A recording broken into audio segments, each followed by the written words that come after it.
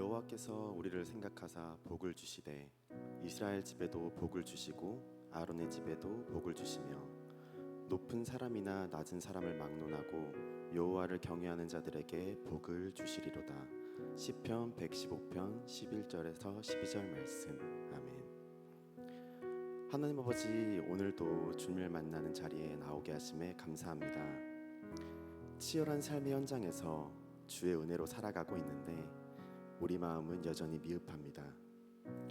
그러나 하나님, 우리 내일은 더 멋지게 살려 합니다. 은혜를 더하여 주세요. 우리가 쉽게 말하는 은혜가 예수님의 희생으로 만들어진 값진 선물임을 기억하며 마음껏 누리고 기억하며 항상 감사하게 해주세요. 이곳에 주님을 사랑하는 자들이 모여 있습니다.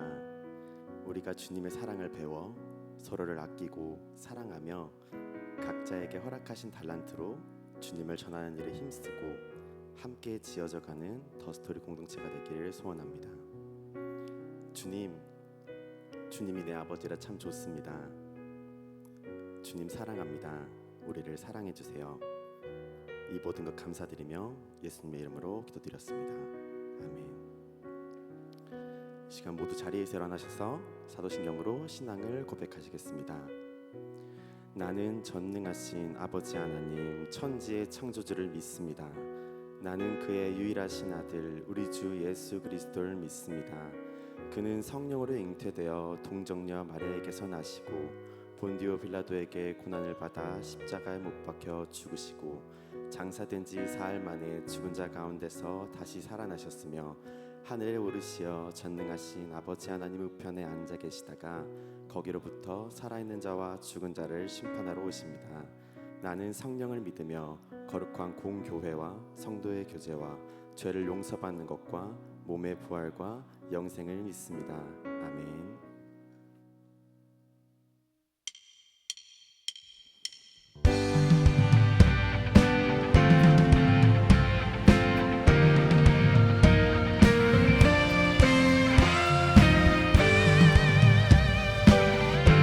함께 박수하시면서 처음과 나중 되시는 주님의 이름 찬양합니다. 지금은 엘리야 때처럼 주 말씀이 선포되고 또 주의 종 모세의 때와 같이 언약이 성취되네. 비록 전쟁과 기근과 핍박 환난 날이 다가와도 우리는 광야에 외치는 소리 주의 길을 예비하라.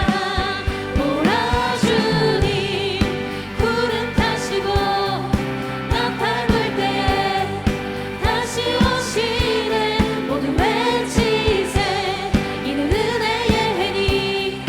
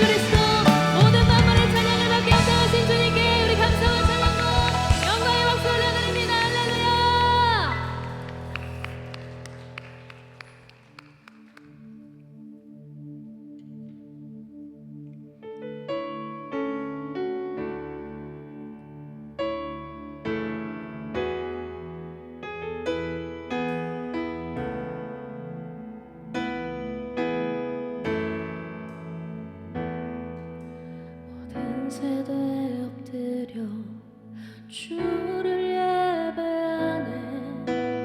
어린 양께 찬양 드리네. 이전의 세대와 다가올 세대 함께 어린 양께 찬양 드리네. 가장 높은 이름, 가장 크신 이름,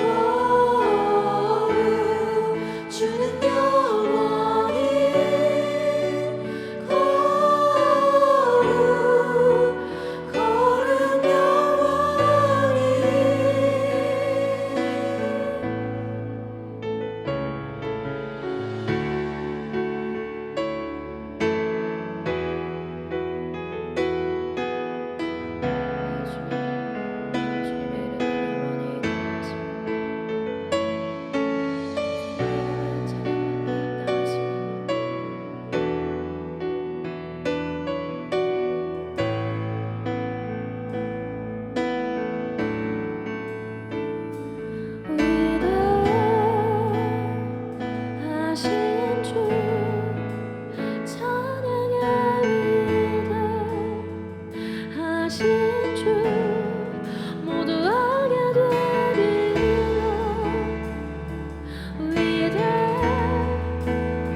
위대하신 주 주님의 위대하심을 찬양합니다. 위대하심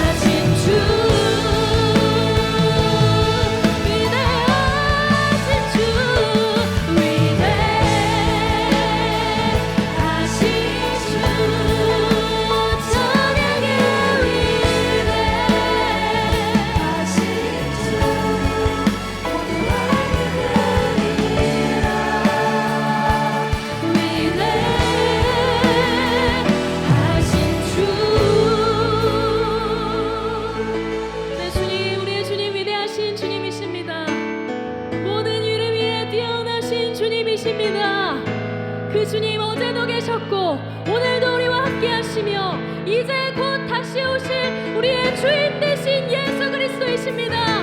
우리 그 주님께 소망을 드립시다. 우리 그 주님께 우리의 인생을 내어드립시다. 함께 주여 세 번 부르고 우리 함께 기도하며 나아갑니다.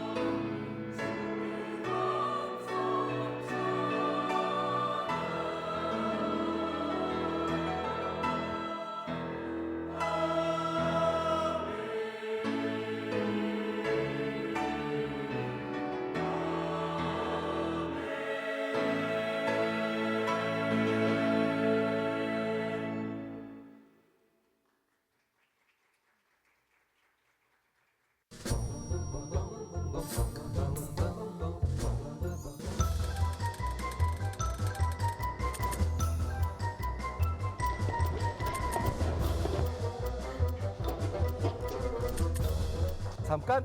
청년부 예배는 2시 반, 하나님과의 약속은 지켜야 합니다. 저는 텀블러 샀어요? 이번에 살라고요? 저는 이번에 하와이 가서 샀잖아요. 잠깐! 일회용품은 쏟을 위험이 있어 예배에 방해가 될 수 있습니다. 넘어져도 쏟아지지 않는 텀블러를 지참하여 깨끗한 예배 환경을 함께 만들어 갑시다.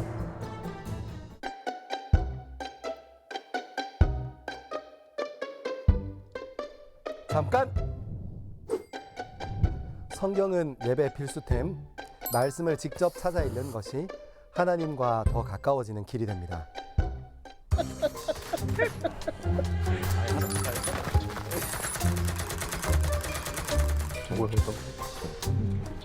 어때요? 하와이 뭐 잠깐! 지금은 하나님의 말씀을 듣는 시간, 대화와 핸드폰은 잠깐 멈춥시다.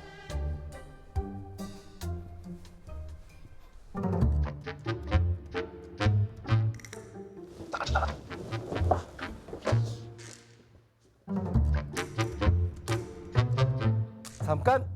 기도는 하나님과 대화하는 소중한 시간입니다. 이때 문이 열리면 많은 빛이 들어와 기도에 방해가 됩니다. 모두가 기도에 집중할 수 있도록 기도 시간에는 끝까지 자리를 지켜주세요.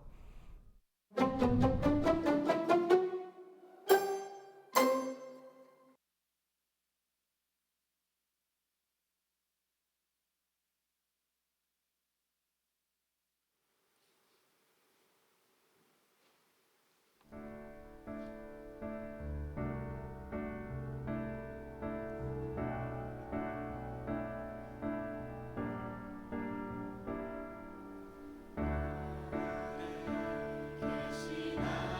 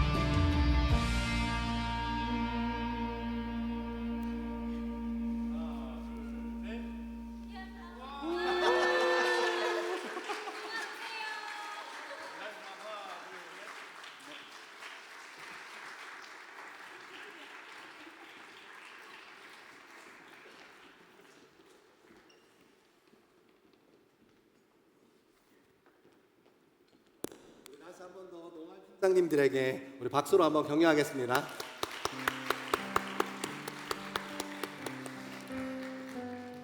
여러분, 농활 팀장님들이 여러분들에게서 농활이라는 사역이 잊혀지지 않도록 매주 이렇게 뭔가 하나씩 준비하고 있어요. 그래서 이번 농활을 위해서 많이 기도하고 열심히 준비하고 있습니다. 생각나시는 분들은 꼭 같이 기도해 주시고, 또 농활 팀 이렇게 신청받은 거 보니까 벌써 다 찬 팀도 있다고 하더라고요. 그래서 감사합니다. 여러분들 갈 거잖아요, 그죠? 빨리 신청하세요. 여러분들이 잘 자리를 제가 어떻게 해서든지 만들어 볼 테니까 꼭 신청하면 좋겠습니다. 함께 가서 좋은 일하고 하나님 나라를 세워가는 일에 쓰임받는 저와 여러분 되기를 소망합니다. 오늘은 오순절 후 네 번째 주일이며 교회 설립 56주년 기념주일입니다. 더 스토리 청년 예배 오신 여러분들을 주님의 이름으로 환영하고 축복합니다.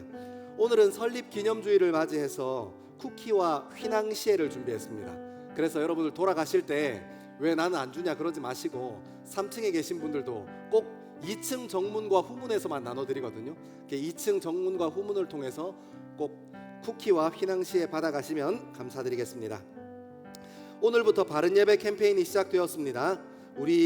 우리의 태도와 자세가 함께 예배하는 공동체에 어떤 영향을 미치는지 다시 한번 생각해보고 우리의 중심을 새롭게 하는 시간 되기를 원합니다. 특별히 원하는 것은 청년부에서 뭔가를 해라 해서 하는 게 아니라 여러분들이 정말 자발적으로 예배를 가꾸어가고 예배를 세워나가는 저와 여러분 되기를 소망합니다. 7월 8월 마을 모임 장소가 변경됩니다. 자세한 내용은 주보를 참고해 주시고 변경된 장소에서 잘 소그룹 모임 진행하시면 좋겠습니다.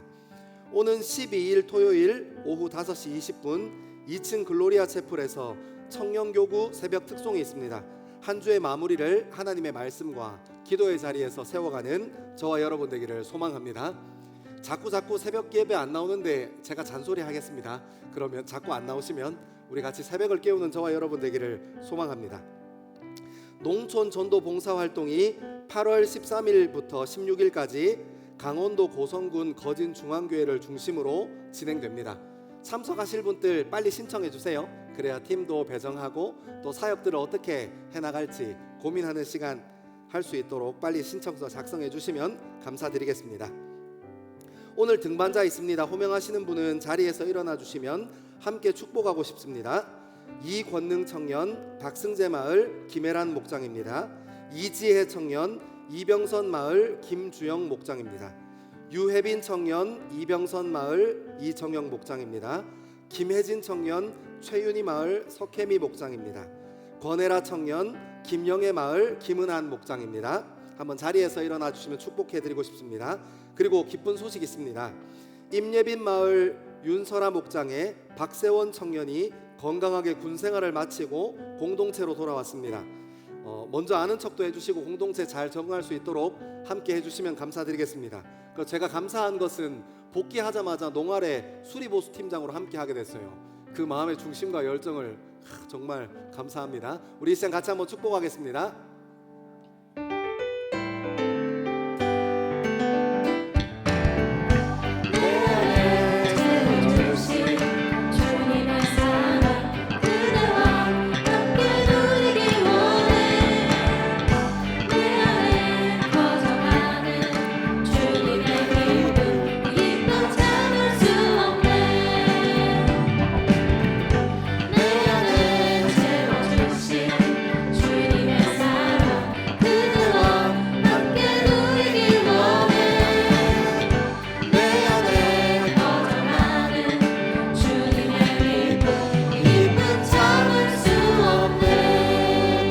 축복하고 환영합니다. 오늘 혹시 청년 예배에 처음 나오신 분이 있으시다면 용기를 내셔서 자리에서 한번 일어나 주시면 같이 한번 축복하고 싶습니다. 함께 축복하겠습니다.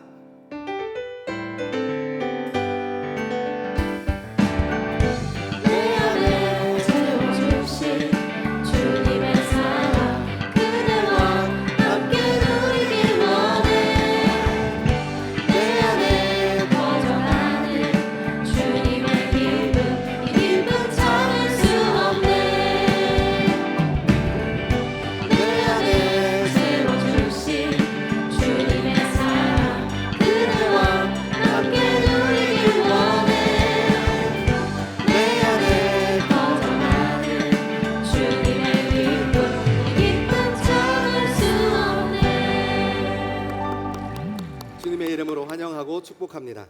우리 시간 다 자리에서 일어나셔서 하나님의 말씀을 함께 읽겠습니다. 오늘 우리에게 주시는 하나님의 말씀은 신약 성경 요한계시록 1장 1절에서 8절의 말씀입니다. 신약 성경 요한계시록 1장 1절에서 8절의 말씀입니다. 하나님의 말씀을 한 절씩 교독하여 읽겠습니다. 예수 그리스도의 계시라. 이는 하나님이 그에게 주사 반드시 속히 일어날 일들을 그 종들에게 보이시려고 그의 천사를 그 종 요한에게 보내어 알게 하신 것이라.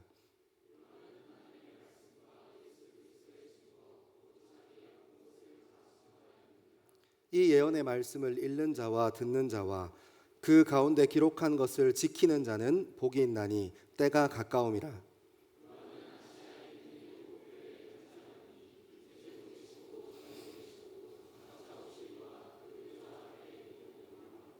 또 충성된 증인으로 죽은 자들 가운데에서 먼저 나시고 땅의 임금들의 머리가 되신 예수 그리스도로 말미암아 은혜와 평강이 너희에게 있기를 원하노라. 우리를 사랑하사 그의 피로 우리 죄에서 우리를 회방하시고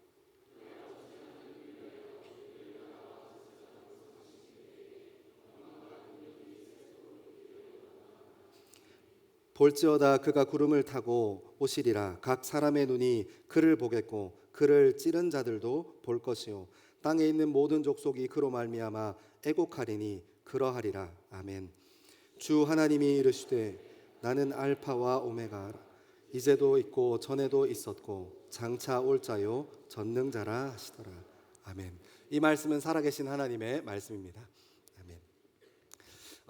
여러분 오늘부터 요한계시록 같이 시작합니다. 요한계시록 하면 이렇게 제가 예전에 섬기던 청년들한테 요한계시록이 청년들한테 어떤 느낌이야 이렇게 물으면 약간 비밀문서 이런 느낌이라 하더라고요. 그래서 저도 요한계시록을 읽고 이렇게 묵상하면서 그런 생각 어릴 때 참 많이 했습니다. 요한계시록 안에 있는 명료하지 않은 말들 그리고 꿈에 대한 이야기와 환상에 대한 이야기 그런 것들이 우리를 헷갈리게 해요. 그래서 조금 추상적인 표현들, 상징적인 언어들과 그림 언어들이 요한계시록에는 막 이렇게 혼재되어 있습니다. 혼재되어 있어서 우리를 굉장히 혼란스럽게 해요. 그래서 이 요한계시록을 종말론자들, 그러니까 종말론이 임박했어. 그러니까 너희들 빨리 삶 정리하고 이렇게 헌금 많이 하고 뭐 재산 있어서 뭐 하겠어. 근데 여러분 임박한 종말론주의자들 보면 항상 땅을 사더라고요. 이해가 잘 안 가요. 그 땅 뭐 하려고? 본인이 주장하는 게 여러분 제가 이 요한계시록 준비하기 전에 그 유튜브에 그 F터너인가 뭐 그 김영현 전사님 계시더라고요. 그런 분이 해석하는 대로 해석해 버리면 지금 큰일 나요. 그분도 제가 이렇게 확인해 보니까 요한계시록 강의하면서 말세가 왔다, 뭐가 왔다 하면서 이렇게 임박한 미래가 왔다 하면서 이렇게 얘기해 놓고 저기 일산에 땅 샀어요. 여러분 그런데 현혹되면 안 돼요. 그래서 여러분 요한계시록을 시작하면서 우리가 가지고 있는 요한계시록에 대한 오해들을 조금 정리하고 시작해야겠다 생각했습니다. 이게 아까도 잠깐 얘기했지만 요한계시록을 쭉 읽어 내려가면 명료하지 않은 단어들과 상징적인 언어들 그리고 그림 언어들을 사도 요한이 쓴 이유가 있는데 그 이유를 잃어버리고 그 애매모호하고 명료하지 않은 단어들을 가지고 지금 이 시대에 자꾸 이렇게 끼워 맞추려고 하니까 이런 걸 보고 이제 신학에서는 알레고리적 해석이라고 하거든요. 그러니까 무조건 이렇게 갖다 끼워 맞추는 식으로 해석하려고 하면 요한계시록은 산으로 가버려요.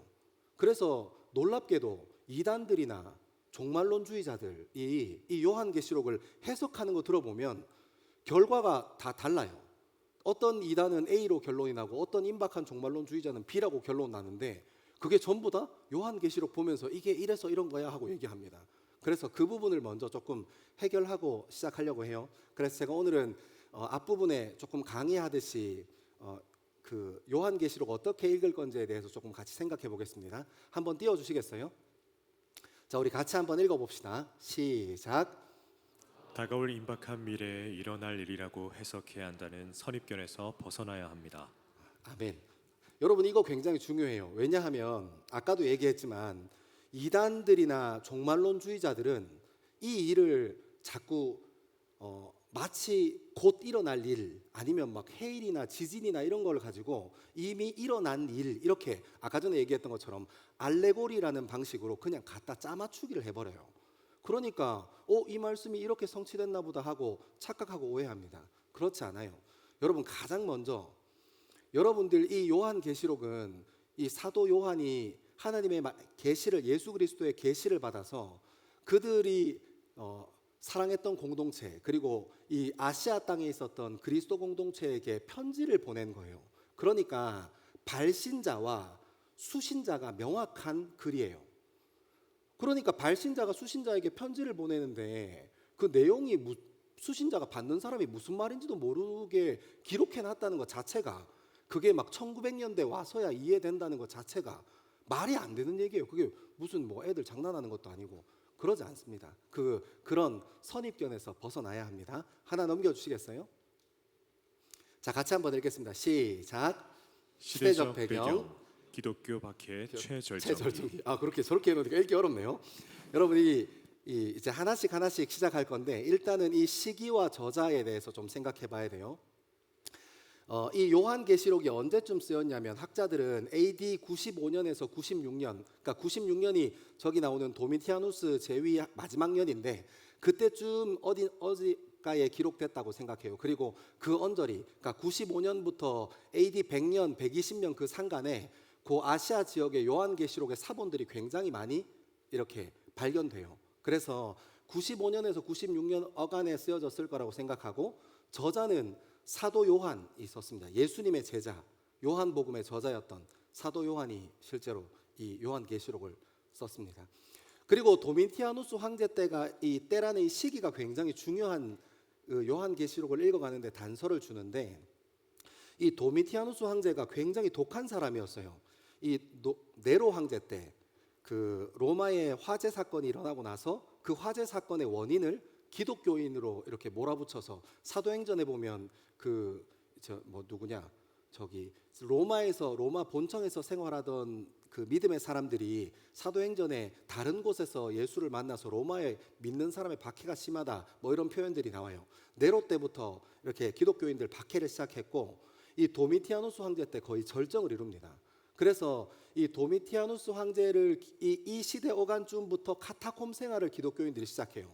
그러니까 지하에 땅굴을 파고 들어가서 도시를 만들고 평생 이렇게 땅 위로 올라오지 않고 지하에서 생활했다 뭐 이런 기록이 있어요. 실제로 그 땅 안에 세례받는 곳, 침례탕이 있었다고 해요. 침례받는 곳, 그러니까 세례받는 곳이 있을 만큼 그 정교하게 지하 도시들이 이렇게 있다고 합니다. 저도 가보지는 못했어요.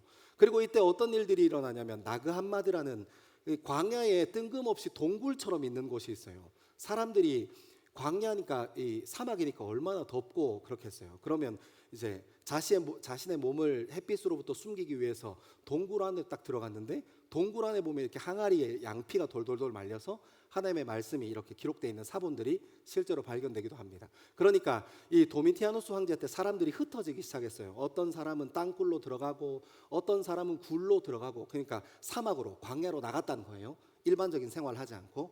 그리고 어떤 사람은 깊은 삶 속으로 들어갑니다.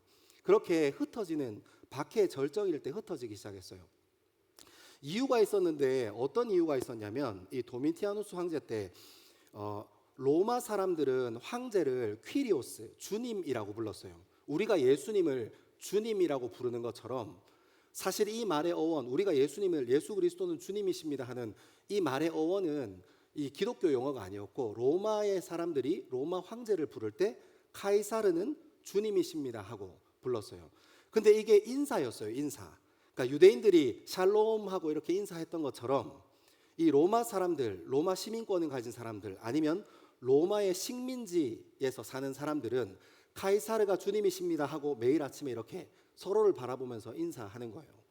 근데 예수 믿는 사람들이 이 예수가 주님이라고 고백하는 사람들이 카이사르가 주님이다 하고 고백하는 일에 동참했겠습니까? 동참하지 않죠. 그러니까 날마다 순교의 이야기들이 막 끊이지 않았어요. 어떤 사람은 순교당하고 어떤 사람은 도망가서 땅굴로 들어갔다고 하고 어떤 사람은 사막 아무것도 없는 광야에 나가서 굴 안으로 들어갔다는 얘기도 있고 어떤 사람은 깊은 산 속으로 들어갔다는 얘기도 있습니다. 그렇게 이 도미티아누스 황제 때는 정말 박해가 절정이었어요. 일례로 이 카이사르가 주님이십니다라는 고백을 안 하는 사람은 할 수 있는 일이 정해져 있었다고 해요. 그 로마에 이렇게 마을과 도시가 건설되어 있으니까 이렇게 소변과 대변을 푸는 일, 그 다음에 하수도를 정비하는 일, 이런 일들 정말 허드렛 일, 잡일만 할 수 있었고 카이사르가 주님이십니다 하고 고백하지 못하는 사람들은 할 수 있는 일이 굉장히 제한되어 있어서 상업도 할 수 없었고 뭐 물건 상업하는 일은 물론 할 수 없었다고 합니다. 아무튼 그렇게 굉장히 독하게 박해했어요. 사실 역사책을 천천히 읽어보면 로마는 기독교인들만 박해한 건 아니에요. 로마는 자기들이 가지고 있었던 이 세계관, 카이사르가 주님이십니다 하는 이 세계관에 굴복하지 않는 어떤 이방 민족들이라도 철저하게 이렇게 밟아놨어요. 그래서 어마어마한 박해를 경험하게 됩니다. 우리 다음 장 넘어갈까요? 자, 같이 한번 읽겠습니다. 시작. 요한계시록은 수신자가 명확한 서신서입니다. 이게 굉장히 중요한 건데요. 아까도 잠깐 언급했지만 요한계시록은 비밀 문서, 뭐 암호로 되어 있는 신비의 어떤 책, 그런 책이 아니에요. 왜냐하면 수신자와 발신자가 명확하기 때문이에요. 발신자가 수신자에게 이렇게 편지를 쓰는데 무슨 말인지 이해하지 못하도록 쓰는 편지는 제가 저희 아들한테 한번 받아본 적은 있어요. 제가 예전에 딴소리 하면 안 되는데 제가 예전에 저희 아들이 두 아들이 아주 어릴 때 둘째가 글을 깨치기 전이었어요. 제가 그 아이들 어린이날 때 제가 아버지인데 제가 청년부 사역하다 보니까 그 빨간 날에도 청년부 사역이 있어서 가정을 못 지키는 일이 허다합니다. 청년부 사역자들은. 그래서 편지를 써줬어요. 미안하다. 네가 목사는 아닌데 뭐 어떡하다 보니까 이렇게 됐구나 하고 이렇게 편지를 써서 이렇게 사랑하는 내 아들, 큰아들, 작은 놈 이렇게 해서 보냈더니 얘네들이 글자를 모르니까 둘째는 글자를 모르니까 못 읽잖아요. 그러니까 큰애 편지의 글자 개수를 살리더라고요. 그래서 아빠가 나를 더 사랑하는 것 같아. 형아 편지보다 내 편지의 글자가 3글자가 더 많아. 무슨 말인지 알겠죠? 여러분 그런 의도를 가지고 편지 쓰는 사람이 없다고 얘기하고 싶은 거예요. 수신자가 명확하고 발신자가 명확하면 하고 싶은 말도 명확해요. 실제로 요한계시록의 시작을 우리가 같이 읽었던 1장 4절에 보면 어떤 표현이 있냐면 요한은 아시아에 있는 7교회에 편지하노니, 그러니까 요한이 누구한테 보냈다는 거예요? 2024년을 살고 있는 이만희 선생님한테 보낸 게 아니라는 거예요.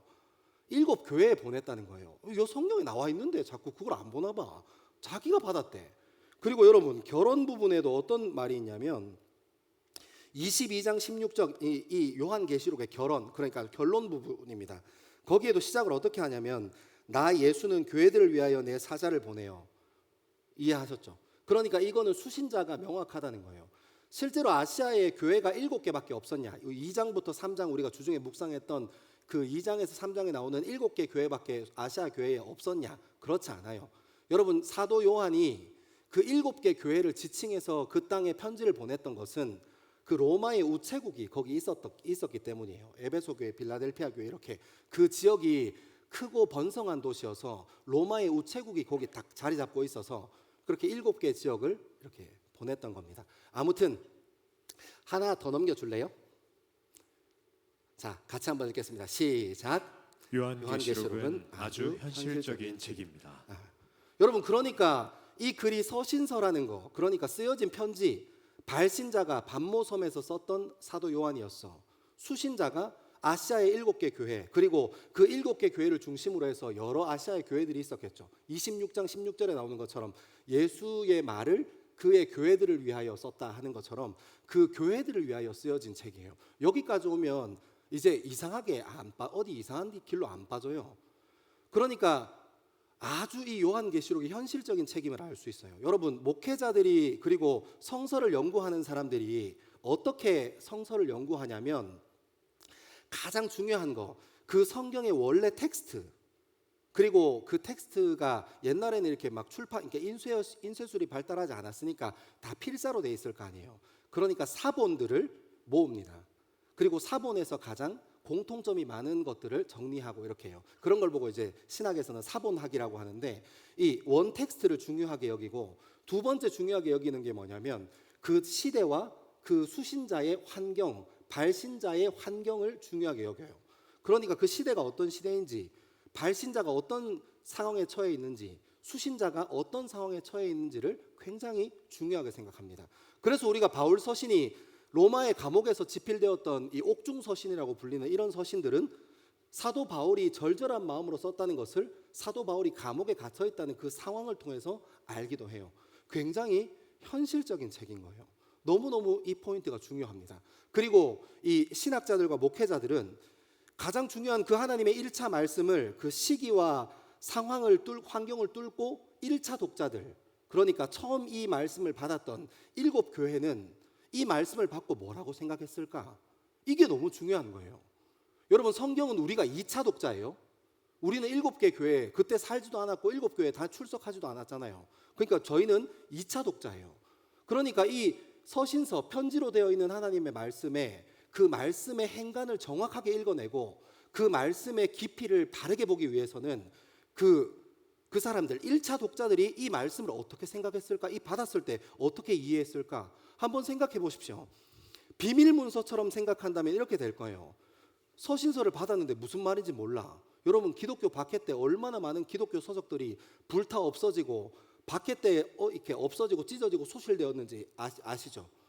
그런 상황을 지나고 그런 전쟁과 같은 약탈과 같은 비참한 시간들을 쭉 지나면서 요한계시록의 말씀이 그 7 교회와 그 아시아 교회들에게 던지는 메시지, 하나님의 마음이 없었다면 사람들이 이거는 언젠가는 해석되어질 책이니까 하고 들고 뛰어다녔겠습니까? 아니요. 정말 그들이 사랑하고 그 교회가 하나님 말씀으로 받았던 그 말씀들 차곡차곡 기록하고 소중하게 보관한 겁니다. 그러니까 지금 이단들이나 임박한 종말론을 이야기하는 사람들이 얘기하는 것처럼 그때 당시 사람들은 이 말씀 무슨 말인지도 이해 못했어. 왜냐하면 내가 메시아라서 내가 와서 이제 이 말씀을 이해할 수 있으니까, 이런 식으로 가면 안 된다는 거예요. 이해하시죠? 그래서 요한계시록은 굉장히 현실적인 책입니다. 하나 더 넘어가겠습니다. 같이 한번 읽겠습니다. 시작.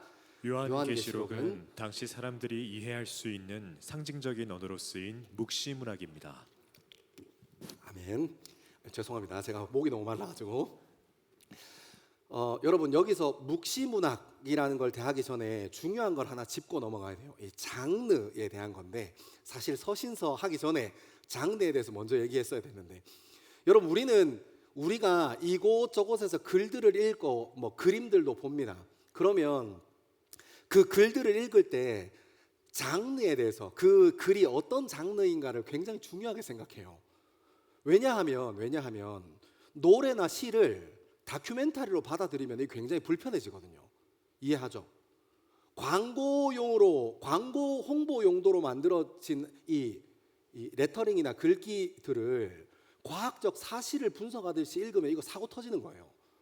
여러분들이 좋아하는 대중가요에서 얘기하는 그 사랑 타령들, 뭐 이런 얘기들을 과학적인 사실로 받아들이기 시작하면 이 사람 굉장히 인생 불편해지고 복잡해지거든요. 그러니까 이 글은 장르에 맞춰서 읽어야 돼요.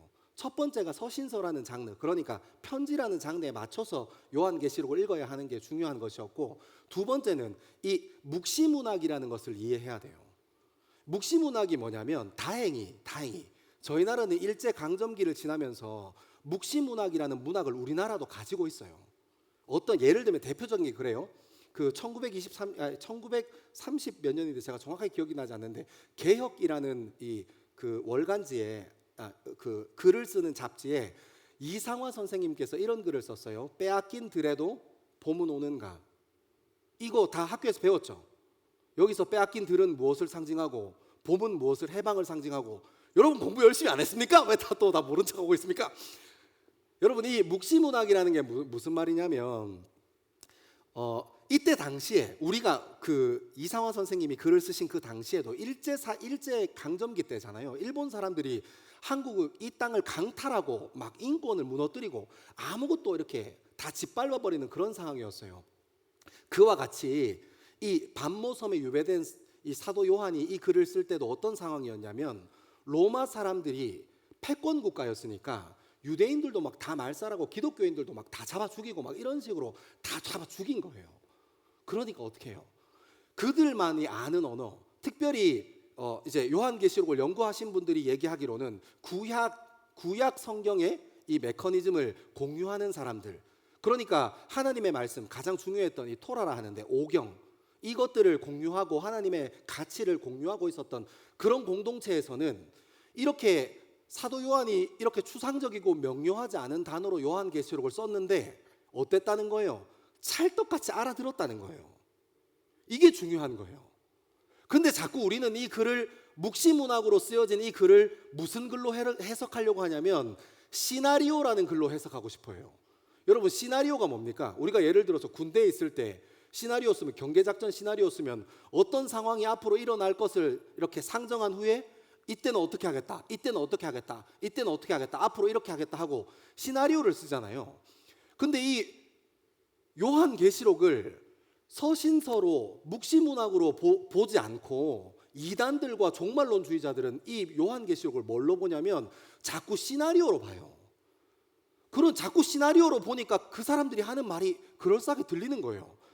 1900 몇 년에, 1800 몇 년에 대형 해일이 일어났지, 지진이 일어났지, 이제 주님께서 곧 오시겠네. 여러분, 그렇게 따지면 사도행전에 보면 그 빌립보 지역에 그 사도 바울이 옥에 갇혀 있을 때 지진이 일어나가지고 도망갈 수 있는데 도망간 거 알죠?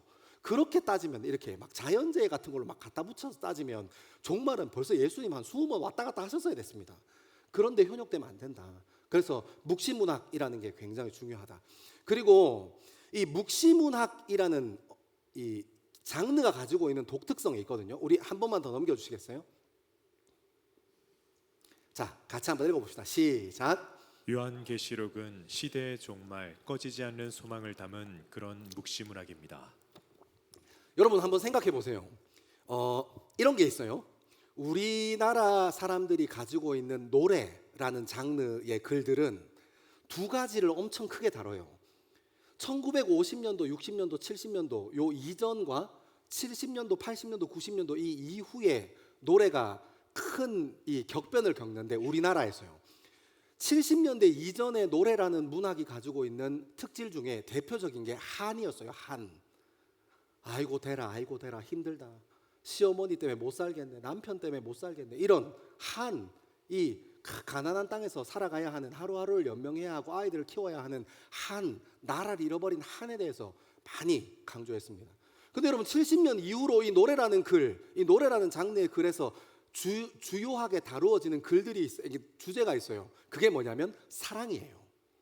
그래서 요즘 뭐 대중가요 이런 거 들어보면 뭐 노래라는 장르를 가진 글 중에 뭐 한 100편 중에 한 70편, 80편 이상은 다 사랑 노래예요.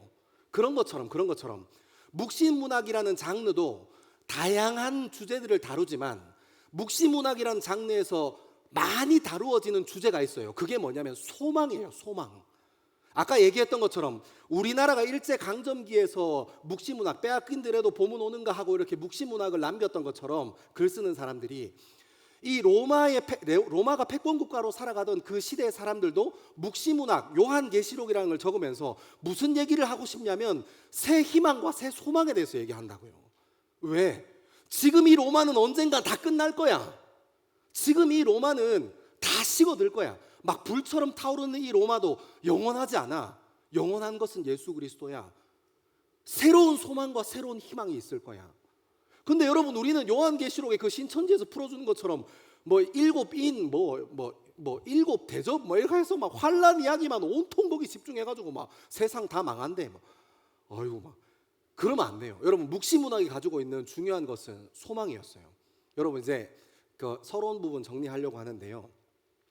네로 황제 때부터 시작됐던 기독교 박해가 오늘 요한계시록의 배경이 되는 AD 95년, 96년 도미티아누스 황제 때 거의 기독교 박해는 절정을 찍습니다. 하지만 그리스도인들은 굴복하지 않았어요. 굴복하는 것을 선택하지 않고 땅속으로 들어가는 일을 선택했고, 로마의 황제 앞에 머리 숙이는 일을 선택하지 않고 광야로 뛰쳐나갔어요. 그들은 카이사르가 주님이십니다가 아니라 예수 그리스도가 주님이십니다 하고 그 고백, 그 고백하는 자유를 얻기 위해서 깊은 산 속으로 파고 들어갔어요. 왜요? 아시아에서 있었던 7교회들, 로마의 식민지였던 그 사람들이 요한계시록을 읽고 언젠가 로마는 끝나 예수 그리스도가 다시 오실 거야 하는 희망이 있었기 때문입니다. 여러분, 이 묵시문학이라는 장르는 일제강점기 때도 우리 민족의 새로운 소망에 대해서 얘기했고, 요한계시록의 묵시문학으로 쓰여있는 요한계시록도 패권 국가였던 로마 사회에서 다시 한번 일어날 수 있는 새 소망을 노래하고 있어요. 사랑하는 여러분, 2025년 우리가 요한계시록을 다시 읽어야 합니다. 왜요? 우리가 살아가는 이 세상이 커다래 보이는 가치, 우리를 줄 세우고 우리를 등급 매기려고 하는 이 세상의 가치도 언젠가는 끝날 것이기 때문입니다. 여러분, 이 세상의 가치를 따라나 살려고 여러분들을 하나님께서 이 땅에 보내신 게 아닙니다. 여러분, 힘들고 어렵고 당황스러운 일도 있을 거고 혼란스러운 인생을 살아가는 사람도 있을 것인데, 여러분 기억하십시오. 끝날 겁니다. 그리고 새로운 소망이 피어나게 될 줄 믿습니다. 우리 이제 말씀을, 제가 오늘 2절까지 가는 게 제 목표인데 2절까지 한번 가보도록 하겠습니다. 우리 1절 말씀 같이 한번 읽겠습니다. 1절입니다. 시작. 예수 그리스도의 계시라. 이는 하나님이 그에게 주사 반드시 속히 일어날 일들을 그 종들에게 보이시려고 그의 천사를 그 종 요한에게 보내어 알게 하신 것이라. 아멘. 아멘. 여러분, 저는 1절에서 두 가지 주목하고 싶은 게 있어요. 첫 번째는 반드시입니다. 예수 그리스도의 계시다. 이는 하나님이 그에게 주사 반드시 일어날 일들을 기록하게 하셨다. 여러분, 이 세상은 우리에게, 우리가 살아가는 우리의 젊음과 우리 인생과 우리가 살아가는 이 세상을 영원할 거라고 속이려고 해요. 우리가 가지고 있는 건강이 영원할 거라고 생각합니다. 우리가 가지고 있는 외모가 영원할 거라고 생각해요. 여러분, 제가 어제 결혼식장 가서 덱스를 바로 앞에서 봤거든요. 와, 잘생기긴 진짜 잘생겼더라고요. 덱스 사진 원하십니까? 500원 저희 휴대폰에 따끈따끈한 거 있습니다. 근데 너무 안타까운 사실은 덱스 왼손 네 번째 손가락에 반지가 있네. 끝났어 거기도. 아무튼 그래요. 여러분, 우리 사람들이 자살하고 사람들이 포기하는 이유가 무엇입니까? 우리가 왜 재수 준비하다가 포기해요? 이게 안 끝날 것 같거든. 왜 퇴사를 결정하세요? 상사와의 갈등이 끝나지 않을 것 같거든. 이게 인간관계 문제가 끝나지 않을 것 같거든. 세상은 우리를 그렇게 속인다니까요. 너 건강 영원할 거야 하고, 너 외모 영원할 거야 하고, 이런 부분도 속이지만 우리 인생의 여러 가지 문제들도 속입니다. 여러분, 저도 상담 전공하면서 이렇게 상담해보면, 어시스트로 들어가서 상담해보면 사람들이 극단적인 생각할 때 영원히 이 어려움과 아픔이 끝나지 않을 것 같아서 라고 얘기해요. 그래서 차라리 죽는 게 낫겠다 하는 사람들이 있더라고요. 여러분, 종교는 어떻습니까? 우리 이웃 종교인 불교에서는, 제가 불교를 이렇게 막 까내리고 이렇게 하고 싶은 마음은 없지만 좀 안타까운 마음으로 함께 하나 나누고 싶은 것은, 불교 용어 중에 무시, 무종이라는 말이 있어요. 시작도 없고 끝도 없다는 얘기예요. 이 무시, 무종이라는 말은 무엇을 설명할 때 나오는 거냐면 윤회를 설명할 때 나오는 겁니다. 여러분, 한번 생각해 보십시오. 윤회는 그냥 끝없는 방황일 뿐입니다. 포기하고 싶어도 포기할 수 없는 그냥 끝없는 방황에 불과합니다. 무언가 이루어낸 것 같은데 또다시 시작해야 하고, 무언가를 쥔 것 같은데 다시 시작해야 하고, 무언가를 잃은 것 같은데 포기할 수도 없는 영원한 그 굴레 안에 살도록 만드는 것이 불교의 가치관이에요. 아니요, 그렇지 않습니다. 사도 요한은 예수 그리스도에게 계시를 받았어요. 어떤 계시요? 끝날 거야. 끝이 있어. 반드시 끝이 있어. 사랑하는 여러분, 끝이 있습니다. 여러분, 관계 때문에 어렵고 힘드십니까? 여러분, 그것도 끝이 있습니다. 여러분, 공부한다고 우리 어린 친구들 이제 대학에서 중간고사 치고 기말고사 치고 뭐 공무원 준비하는 분들, 임용고사 준비하는 분들 힘들고 어렵습니까? 그거 금방 지나갑니다. 나도 눈 떠보니까, 정신 차려보니까 40살이야. 금방 지나갑니다. 금방 지나갑니다. 버티십시오. 버티십시오. 그리고 요한계시록을 묵상하십시오. 예수 그리스도가 우리에게 다 망해버리고 말 것 같은 이 세상에게 어떻게 소망이 되시는지 요한계시록의 말씀을 한번 집중해서 여러분의 삶을 읽어 내려가기 시작하십시오. 끝이 없습니다. 끝은 반드시 있습니다. 여러분의 인생, 아이고 큰일 날 뻔했네. 여러분의 인생에 소망이 있습니다. 여러분, 제가 제 얘기 하나만 하면, 저희 아버지는, 제가 가끔 말씀드렸지만 저희 아버지는 말보다 주먹이 빠른 분이었어요. 유도 3단이셨거든요. 저희 아버지가 고등학교 다니실 때 그런 얘기를 들었어요. 이제 아버지한테 들은 게 아니라 아버지 친구분한테 들은 거예요. 고등학교 동창한테. 그러니까 아버지가 이제 그때 한참 이제 학교에서 유도하실 때였는데, 그 도대회 나가는데 복싱하는 친구 한 사람이 팔이 부러져 가지고 선수로 출전을 못 하게 된 거예요. 근데 그때는 이제 가라와 이렇게 이게 많을 때니까 그 복싱 선생님이 그래도 건장해 보이는 저희 아버지를 데리고 나갔습니다. 근데 생각해 보십시오. 고등학교면 엘리트 선수잖아.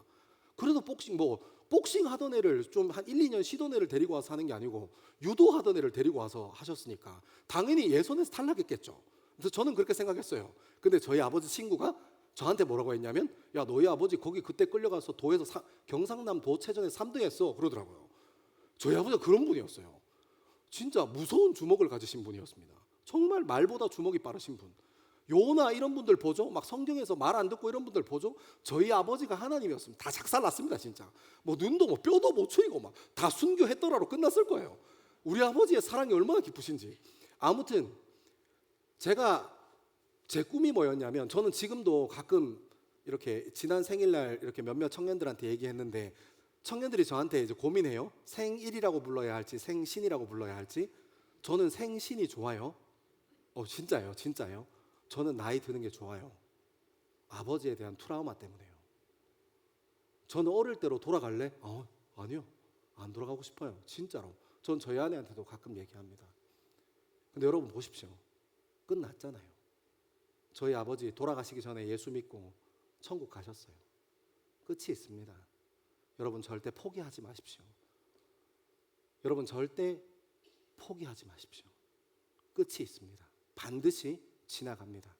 예수 그리스도라는 소망 붙잡고 걸어가는 저와 여러분 되기를 소망합니다. 우리 1절 한 번 더 읽겠습니다. 1절 시작. 예수 그리스도의 계시라. 이는 하나님이 그에게 주사 반드시 속히 일어날 일들을 그 종들에게 보이시려고 그의 천사를 그 종 요한에게 보내어 알게 하신 것이라. 아멘. 아멘. 여기서 이제 문맥을 잘 이해해야 되는데, 예수님께서 계시하셨어요. 그러니까 말씀하신 거예요. 그 말씀이 어떤 거냐면, 하나님이 반드시 속히 일어날 일들을 그 종들에게 보이시려고 그의 천사들을 그 종 요한에게 알게 하셨다. 그러니까 어떤 일들이 일어날 건데 그거를 빨리 속히 알게 하려고, 반드시 일어날 그 일을 빨리 알게 하려고 이렇게 계시를 썼다 이 말이에요. 여러분, 여기서 이제 속히라는 표현이 나옵니다. 여러분, 제가 두 번째로 주목하고 싶은 1절의 단어가 속히라는 표현이에요. 이 속히라는 말을 잘못 이해해서 이상한 이단들과 이상한 종말론자들이 어떻게 사용하냐면, 기독교의 종말론에 대해서 잘 이해 못해서 마치 앞으로 일어날 대재앙을 건너고 나면 그때 비로소 무엇이 구원받을 사람들이 남는다라고 자꾸 얘기해요. 그래서 자꾸 뭘 남아야 돼. 남은 자들이 돼야 되고 14만 4천 명 안에 들어가야 되고, 신천지는 14만 4천 명을 계속 주장하다가 14만 4천 명이 넘어버렸어요. 그러니까 그 안에서 알곡과 가라지를 가른대요. 오이씨, 그러면 나는 좀 억울할 것 같아. 그래서 저는 이 대한예수교 장로의 통합측에 있는 게 얼마나 감사한지 몰라요. 아무튼 그래요.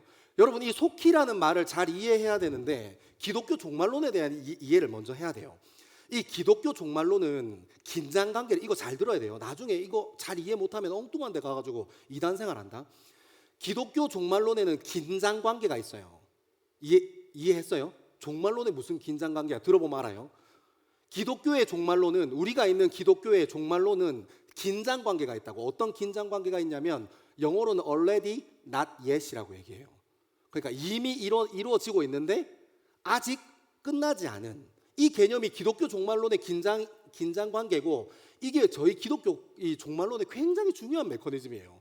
무슨 말이냐면, 이 말이 무슨 말이냐면, 예수 그리스도를 믿어 우리 입으로 주를 시인해, 예수 그리스도를 시인해 구원 받은 게 완전한 구원이에요, 아니에요? 여러분 다들 신천지에서 나왔습니까? 오늘 분위기 왜 이렇습니까?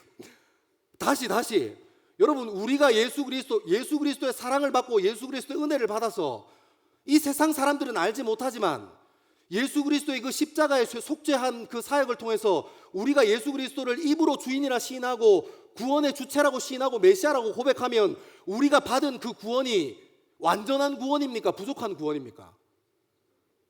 이래도 자신이 없습니까? 완전한 구원이잖아요. 여러분, 예수님 믿어서 구원받은 게 지금 약간 좀 간당간당한데, 지금 천국에서 못 볼 사람이 몇 명 있어요 지금. 여러분, 완전한 구원이에요. 아멘?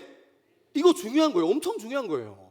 우리가 예수 그리스도의 은혜로 말미암아 예수 그리스도라는 분을 구주로 고백할 수 있는 것 자체가 우리가 하는 게 아니라 하나님께서 우리에게 마음을 부어주셔야만 예수 그리스도가 주인입니다 하고 고백할 수 있는, 고백이 터져 나올 수 있는 거라고요.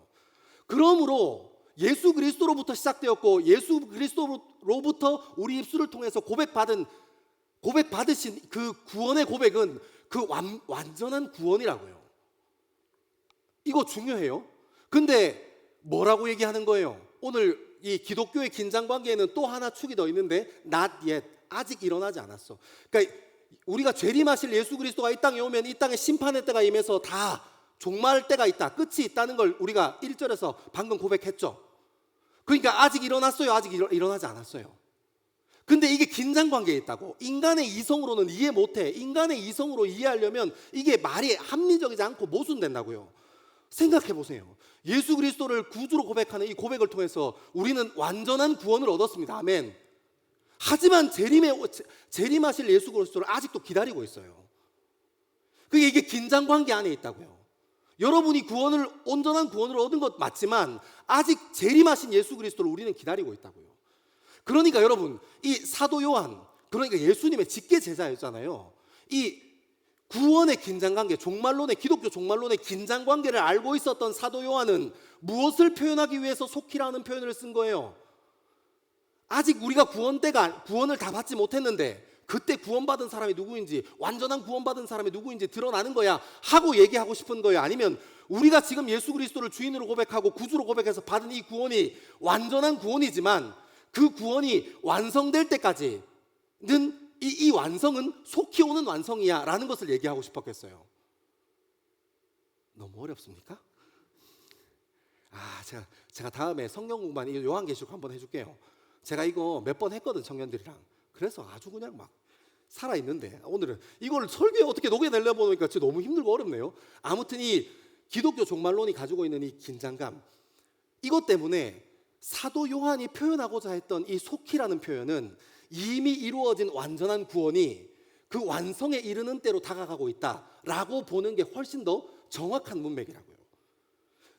이단에서 해석하는 것처럼 완전한 구원은 아직까지 이루어지지 않았어. 근데 그 막 인 7개 봉인 떼고 뭐 하고 막 대접 내려오고 막 왔다 갔다 해가지고 그때가 되면 진짜 구원받는 사람이 드러나. 다 이단입니다. 다 이단.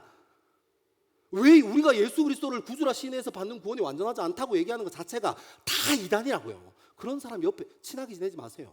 우리 엄마가 너랑 놀지 말래 하고 이렇게 그냥 보내세요. 여러분, 여기서 우리가 무엇을 알 수 있습니까?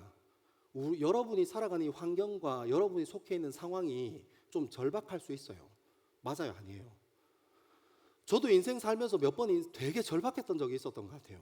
제가 진짜 집이 너무너무 가난한 집에서 태어나서 초등학교 5학년 때부터 아르바이트를 했어요.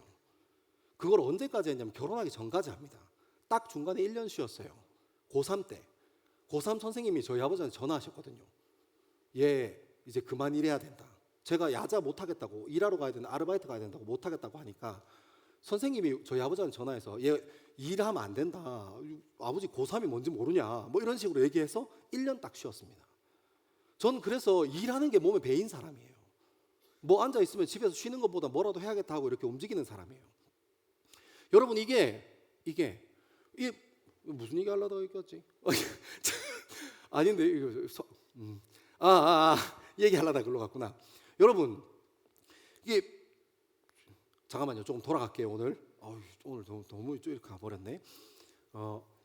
끝나지 않을 것 완성된 그 구원이 하나님의 때에 그 완결로 치달아요. 그래서 이 말하려고 했구나. 여러분, 우리가 살다 보면 우리 상황과 환경이 힘든 때가 있잖아요. 포기하고 싶고 어려운 것 같은 그런 때가 있잖아요. 그때 우리 능력을 생각해 보면 할 수 없는 것들이 너무 많아요. 우리 지혜를 생각해 보면 넘지 못할 것들이 너무 많다고요. 하지만 누가 완전한 구원을 이루셨습니까? 예수 그리스도께서 우리를 위해서 완전한 구원을 이미 십자가에서 이루셨어요. 우리는 우리 입술로 그분을 구주라 고백하고 구주라 시인하면 그 믿음으로 말미암아 구원 얻는 거예요.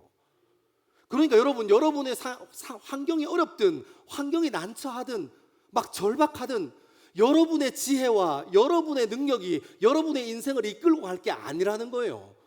이미 하나님께서 선택하신 여러분의 마음, 하나님 말씀으로 채워지기를, 그리고 예수 그리스도를 주인으로 삼고 갈망하기를 소망하는 여러분의 인생을 하나님께서 하나님의 지혜와 하나님의 능력으로 완성된 그 자리까지 이끌고 가신다는 거예요. 아멘 하세요? 이게 너무 중요해요. 내 지혜가 생각하고 내 능력을 생각하면 포기해야죠. 절망이 찾아올 때 절망하고 말아야죠. 아니요. 기독교의 구원은 그런 구원 아닙니다. 내 능력으로 내 지혜로 받는 거 아닙니다.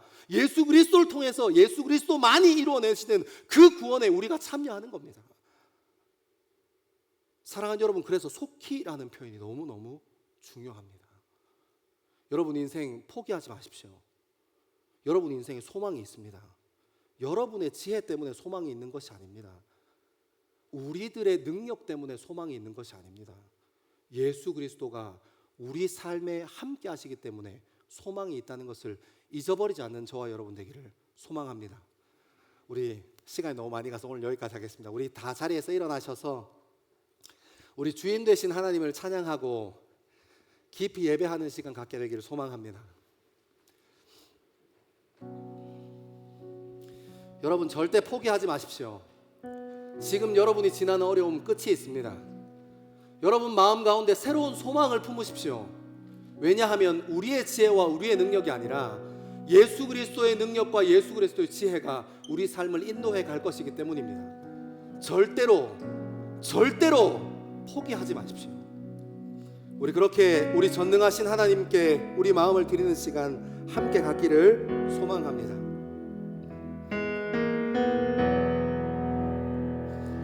우리 주 하나님 큰 영광과 존귀를 받기에 합당하신 지금 여기 계신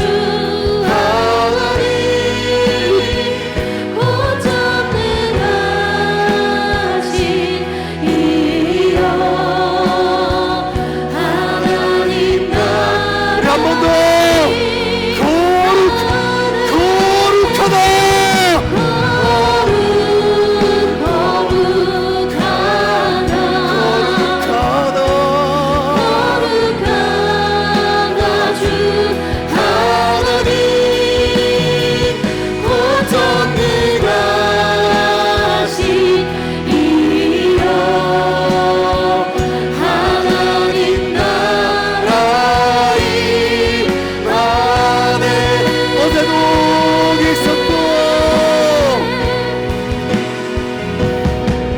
어제도 계셨고 오늘도 계시며 이제 곧 오시리라 어제도 계셨고 오늘도 계시며 이제 곧 오시리라 어제도 계셨고 어제도 계셨고 오늘도 계시며 이제 곧 오시리라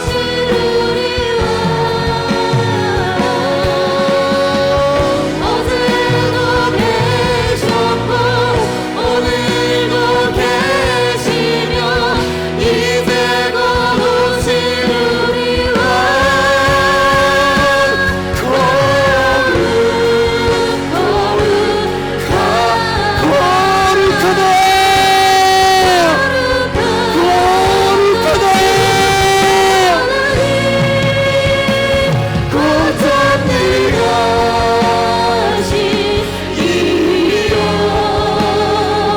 하나님 나라니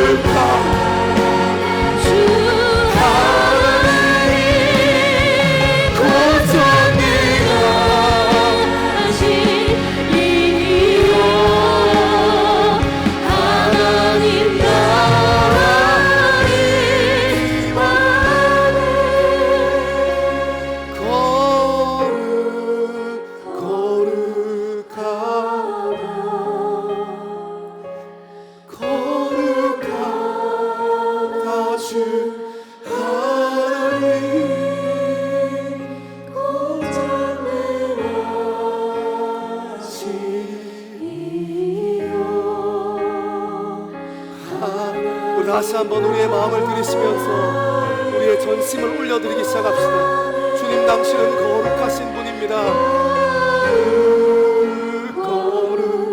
주님 당신은 거룩하신 분이십니다. 주님 당신은 거룩하신 분이십니다. 주님 이것이 우리의 고백입니다.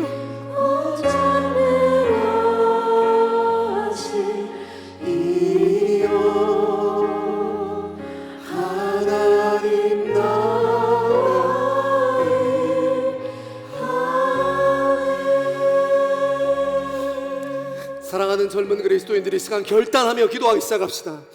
하나님께서 우리 인생의 지혜 되시고 하나님께서 우리 인생의 주인 되시고 하나님께서 우리 인생의 능력 되시니 우리 인생이 어떤 환경 가운데 놓여지든지 어떤 갈등 가운데 놓여지든지 어떤 문제 앞에 놓여지든지 상관없이 주님께서 우리의 인생을 인도하실 줄을 믿습니다. 모든 것이 지나가고 모든 것이 끝이 나고 결국 하나님께서 승리하실 것입니다.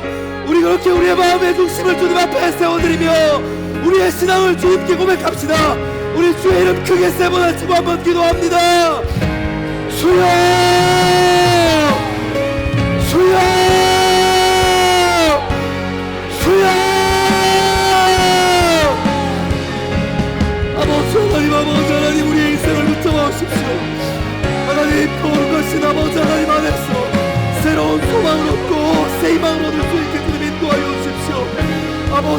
아버지 하나님 우리 인생의 중심을 주님 주목하여 주시고 하나님 어떤 상황과 어떤 환경 가운데서도 어떤 갈등 가운데서 주님 포기하지 아니하고 주님께 우리의 마음을 올려드릴 수 있게 주님 인도하여 주십시오.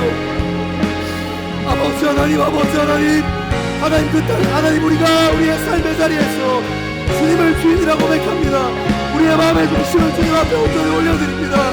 주님 결코 포기하지 아니하고 주님 붙잡고 새로운 희망 얻게 하여 주옵소서.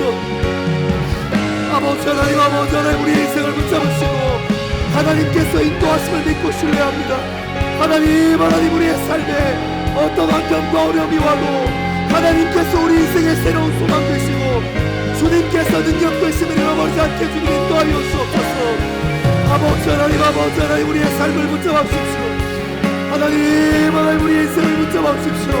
하나님 그 거룩하신 아버지 하나님께서 우리 인생에 능력 되시고 주님 바라보고 주님 소망하는 것이 하나님 그것이 우리의 삶에 큰 능력 될 수 있게 아버지 하나님 우리의 삶을 붙잡아 주옵소서. 하나님 우리가 좌절하지 아니하고 낭망하지 아니하고 주님을 바라봅니다. 하나님 우리가 어디에 있든지 무엇을 하든지 주님 바라보는 시간 될 수 있게 주님 인도하여 주옵소서.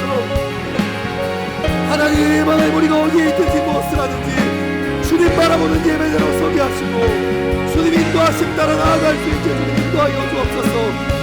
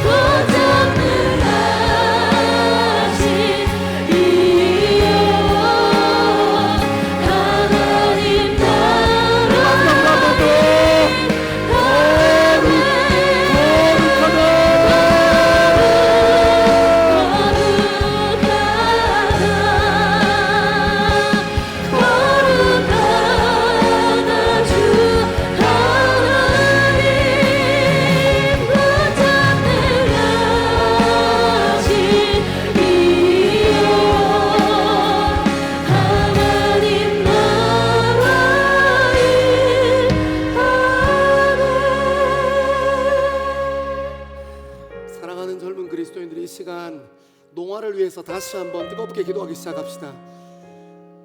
여전히 거진 땅에도 그 땅에도 새로운 소망 되시는 예수 그리스도께서 우리를 그 땅으로 초청하시고 쓰임받는 교회로 세워지길 원하십니다. 하나님께서 여전히 이 땅 가운데에 우리의 손길이 필요한 곳으로, 우리의 젊음이 필요한 곳으로 하나님께서 우리를 부르시고 그 자리에서 쓰임받는 자로 세워지기를 원하십니다. 우리 먼저 그 땅을 위하여 기도하기 시작합시다. 우리의 마음을 드리고 우리의 사역의 중심이 예수 그리스도가 되어지기를 소망하고 우리의 입술과 우리의 삶과 우리의 사역을 통하여서 예수 그리스도가 그곳 가운데 흘러갈 수 있게 하나님 우리를 사용하여 주시옵소서. 우리 그렇게 주의 이름 세 번 크게 한 번 더 외치고 기도합니다. 주여 주여 주여.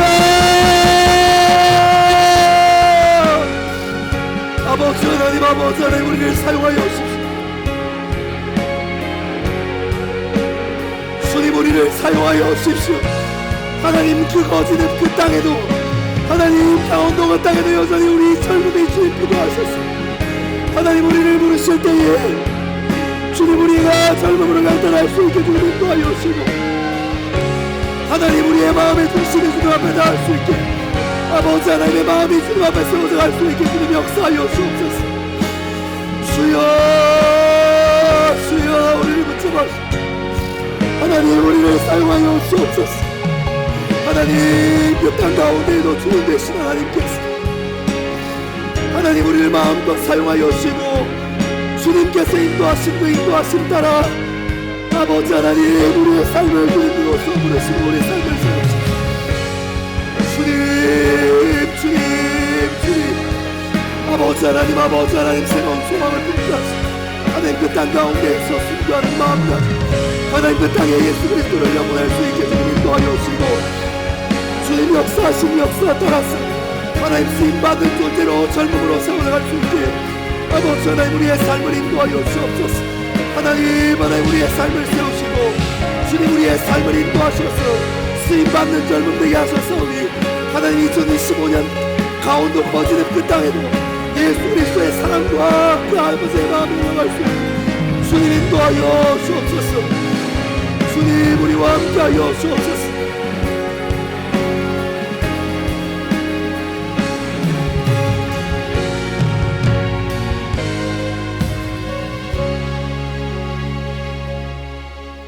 사랑하는 젊은 그리스도인들, 사도 요한은 예수님의 제자 중에 가장 오랫동안 살았던 사람입니다.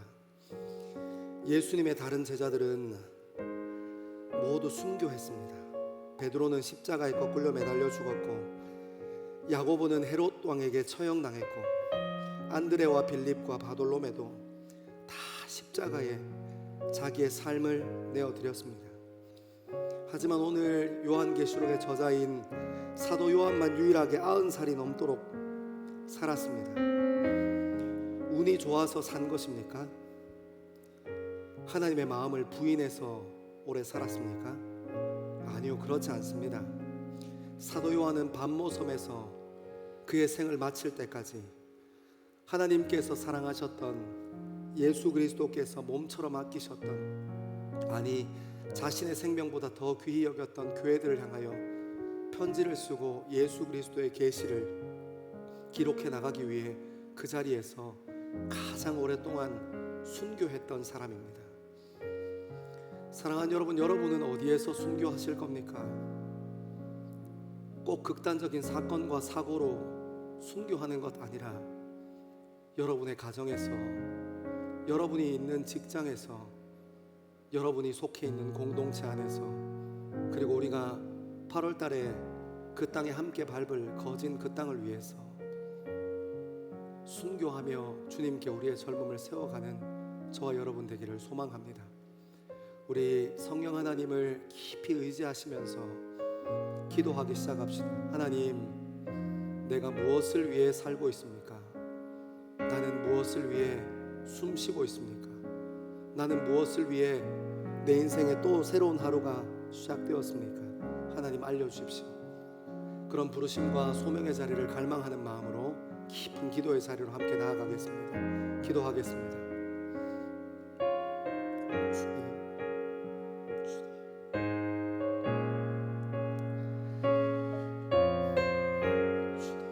주님, 제가 죽어야 할 자리가 어디입니까?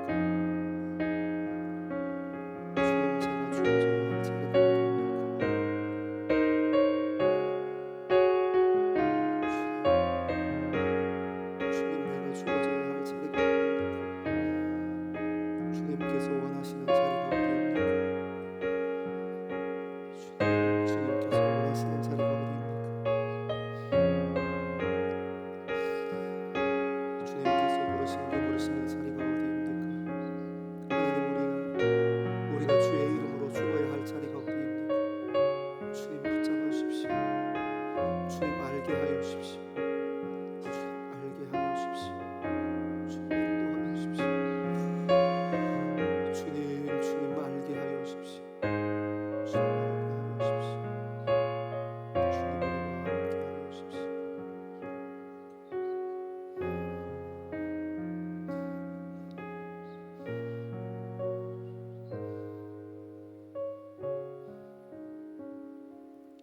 사랑하는 하나님,